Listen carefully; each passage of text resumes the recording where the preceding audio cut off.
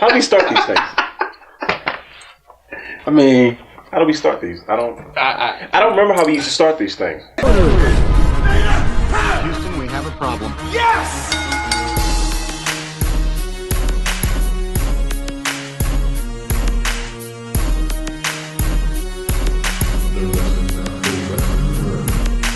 What you gonna do? What you gonna do? What you gonna do? What you gonna do? What you gonna do? What you gonna do? What you gonna do? What you gonna do? Oh yeah.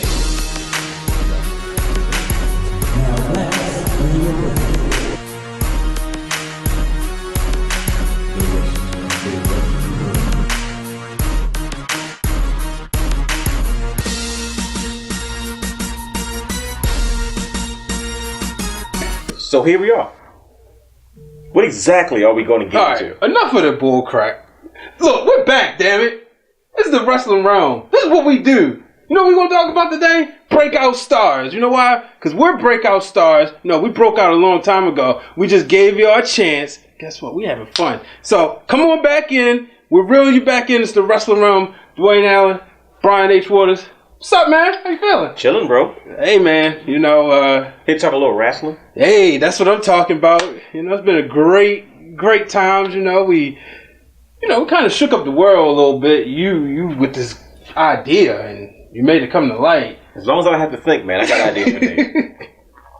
But so what is a breakout superstar? That's a very good question, Brian H. Mm-hmm. A breakout superstar, when it comes to specifically the world of professional wrestling, as I'm talking about a superstar or a newcomer that sort of comes onto the scene and right away sort of grabs the attention of the audience. I'm talking about someone that is an instant draw, someone that goes from being maybe of lesser value somewhere else to a big deal today. So the word is lasting impact. No pun intended, because impact. Yeah. I didn't want to go there, but no, it did. But lasting impact. That's where we're going. A lasting impact. Someone that's immediately sort of punches you in the face, and once they're there, you can't afford not to have them there. Now, can you lose breakout star status? And what I mean is, when you come in, you're so hot and you're must-see television, but then suddenly you fizzle out, and suddenly I don't want to see you no more. Is that possible? I don't think so, because I don't think you. The whole point of you being a star is because you have staying ability. As in, once you're there, you're always there. Okay. You think about a guy like Randy Orton. Randy Orton was a breakout star. Once he got to that place, he never fizzled out. I mean, Randy Orton is one of those guys where even if he's not in the main event, he's still a main eventer. Yeah. So it goes from somebody might be bumped into a mid card and considered, okay, maybe you're a mid card guy. No. I'm just a main eventer working in the mid card because you have staying ability. Yeah, it's funny you say that because you mentioned Randy Orton. I'll be one to admit, I don't care. I got bored with him. But there's no denying the fact that I went to live events, right? Okay. And I heard his music hit. I heard the crowd pop. Now, I'm not every single fan. So I don't say, all right, it's one of these things like, just because I don't like it, right, don't mean everybody else don't like it. You know, I'm not one of the people who say, oh, because I don't like it, it's stupid. Right. You know, I'm not one of those people. So just because I may have gotten bored with Randy Orton, say 2013, right, 2014, you know, doesn't mean everybody else does. But there's no denying the fact, a guy like him, or any of these other breakout stars, which we're going to talk about, when that music hits, the crowd goes crazy for him. Like you said, whether they're opening the show or whether they're closing the show. So with that being said, let's talk about some breakout stars in the WWE. Okay, breakout stars. Where do we start? You know what? I'm going to let you start. Because this is your guy. He's been your guy since I first met you. Okay. And he's just simply phenomenal. If you couldn't figure out what he's referring to, clearly we're talking about AJ Styles, right? AJ Styles has been a breakout star wherever he's gone, correct? When I first saw him in TNA was maybe 2003 or 4. Right. And, you know, when you watch, it was on Fox Sports Net. And every commercial was advertising the pay-per-view. And I'm watching it, and all I know is I saw wrestling. And, you know, you didn't see two companies since maybe 2 or 3 years, about a year or two prior to that, when WCW finally folded. And they were advertising Jeff Jarrett, who I knew. And I'm like, who's this? Like, what is Jeff Jarrett doing? He's NWA World Championship. And there's this guy that's flying around the ring, which was AJ Styles. for the longest time, it was always AJ Styles, Jeff Jarrett. That was their selling point. And I got acclimated really, really fast to what he was, to who he was, and I began to watch the show on Fox Sports Net, which was Impact at the time. Yeah. And I was just blown away by it. I mean, the stuff he was doing in the ring, the stuff he was capable of doing. He was working with X Division guys who were like cruiserweight, but was also in the main event. So if he wasn't in one division, he was in the next. And AJ Styles was a guy that TNA is the house that AJ Styles built. TNA. Absolutely. And I feel like they built a lot of their popularity off of AJ Styles. He did the same thing once he decided to leave TNA because, he didn't feel appreciated. Same old situation with WCW. Familiar guys are coming in. Christian Cage comes in. Kurt Angle comes in. Other guys begin to drift. All of a sudden, AJ Styles isn't as appreciated as he once was. I mean, he was the only guy that you really knew about. You knew about Ron of Truth Killings. You knew about BG James, which is Road Dogg. And Conan, 3 Live Crew, who I thought were clowns. But they were familiar faces in TNA. But when it came to that scene, it was always about AJ Styles and Jeff Jarrett for the longest time.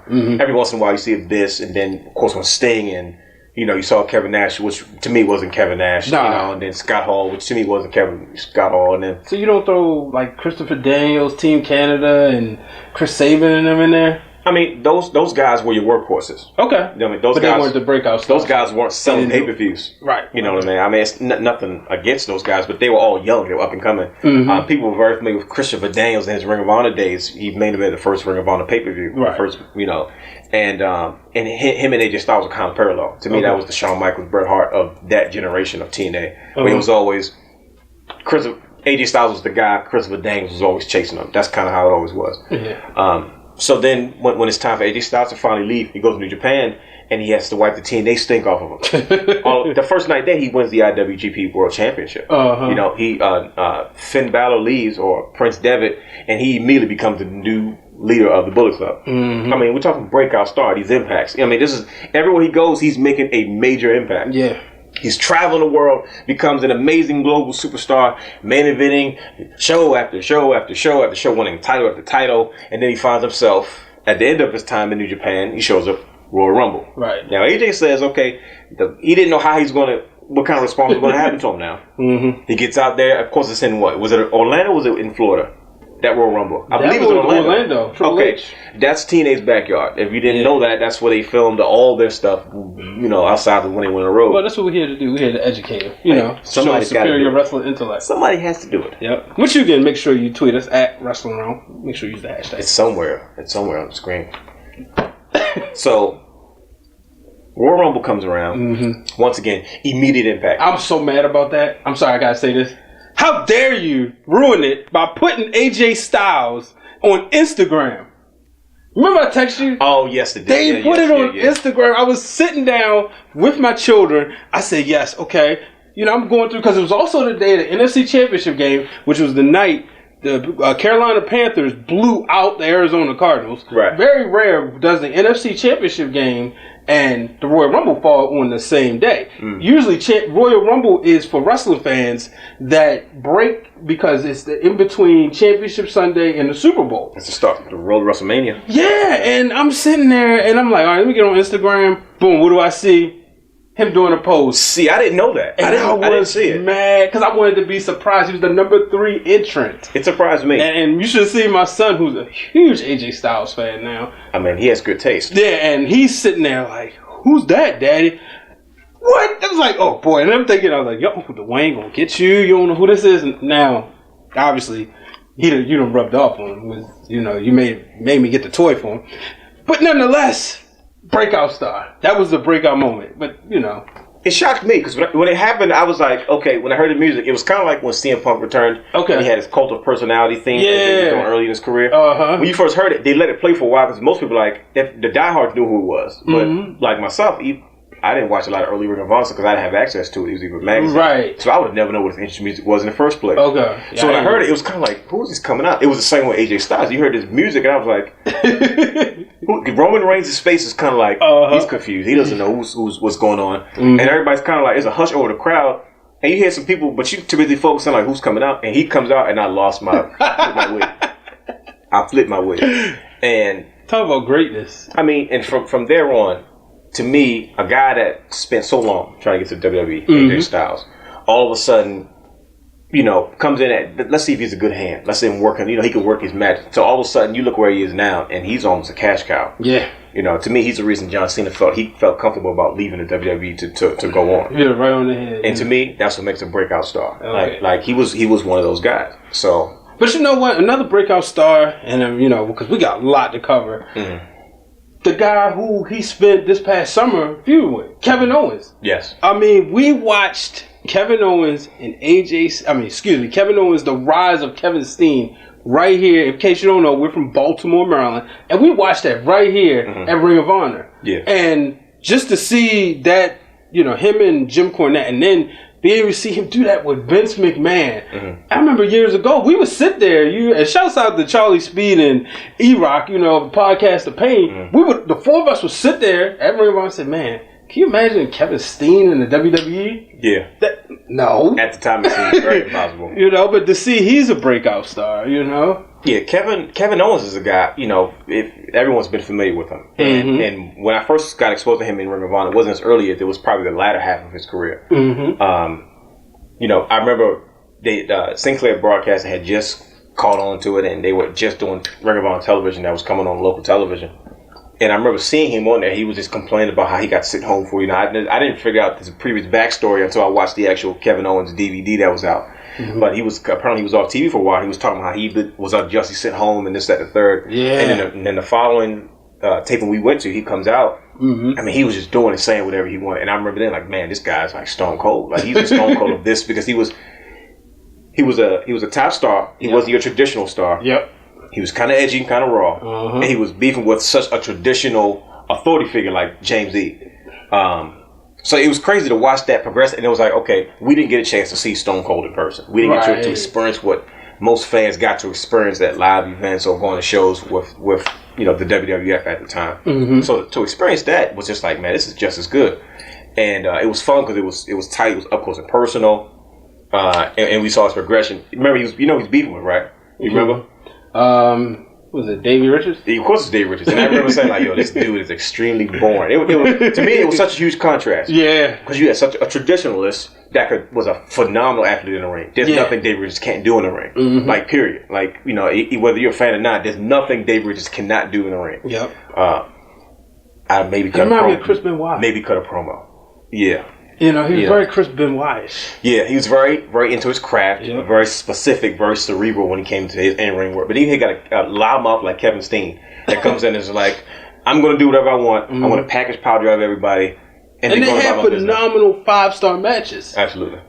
But before we get there, because we, like I said, next we're going to go to New Japan. Mm-hmm. And, I'm really excited to hear what you guys say about these stars. Before, the last time they heard from us, okay, we predicted the rise of these guys.